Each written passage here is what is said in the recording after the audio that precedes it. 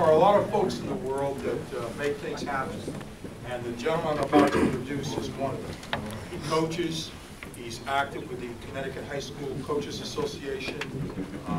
His time frames take him to initiatives like Hobie Baker, and he's going to speak to a number of different things. Please welcome the head coach of the Milford Indians, Sal Powell.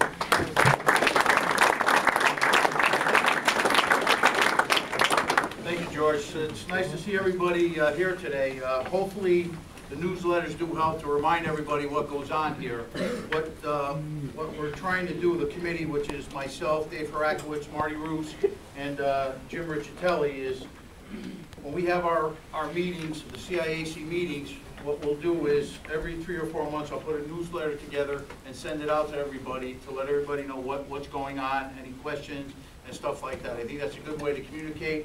The first thing on the September newsletter was about the meeting, and I'm very, very pleased to see we've got a really good turnout this year, so that helps.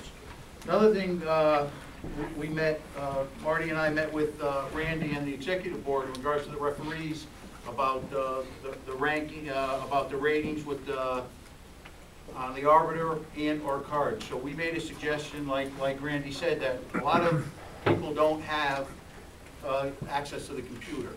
Okay, so we're going to go back with the cards also. So it's really the head coach's responsibility to make sure the cards are filled out. We met last week. Lev and Randy and that crew made 1,200 copies of the cards to have for tonight's meeting.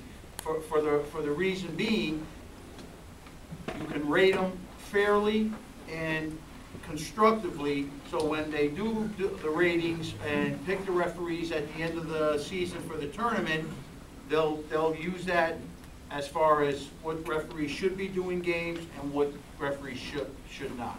So I think that's really, really a big key. So at the end of the meeting, you know, when you pick up the cards, make sure you fill out that information so we'll have it.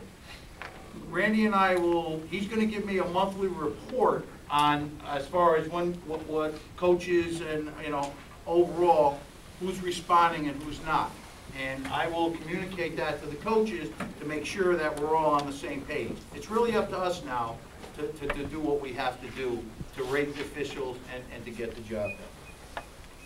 Another couple things with the High School Coach Association, which we presented, is we're going to have a junior select and again a senior all-star game this year. Last year we did the senior all-star game, which was a huge success. We came up with the committee came up with a couple of different things.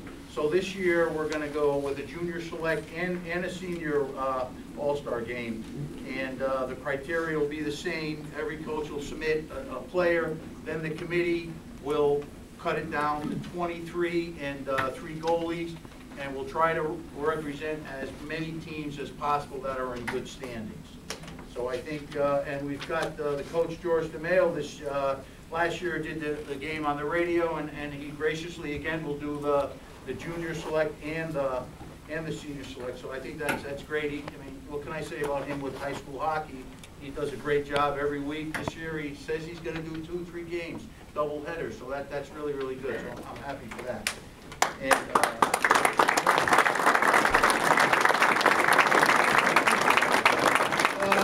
just to briefly go over the staff, I know I have a time limit with George, he's the boss, but I just want to just to mention our staff for this year, which I think we have a great staff based on representation around the state.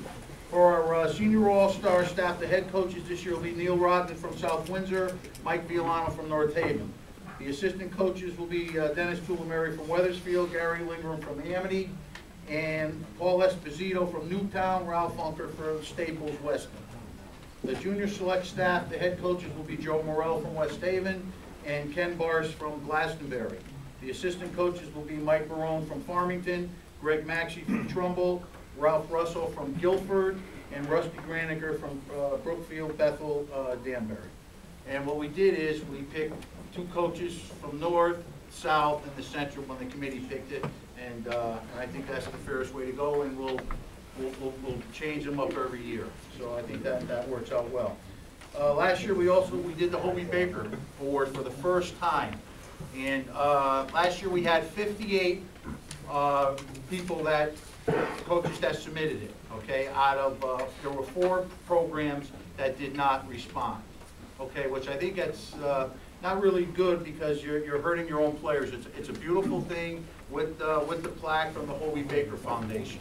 So hopefully this year we'll get 100%. I'll be mailing out the ballots and the stuff probably beginning of January.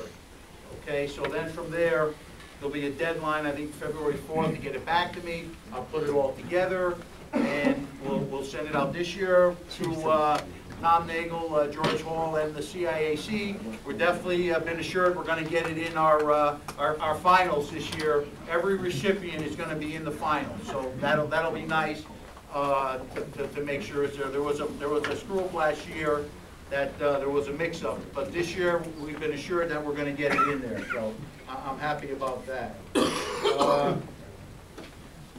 We're also, as you would well know, the Coast Association, we're going to do an MVP in each division like we did last year, sponsored by Marty Roos, Northford, and Milford Ice Pavilion. That'll go along with the All-State ballot. That'll be included.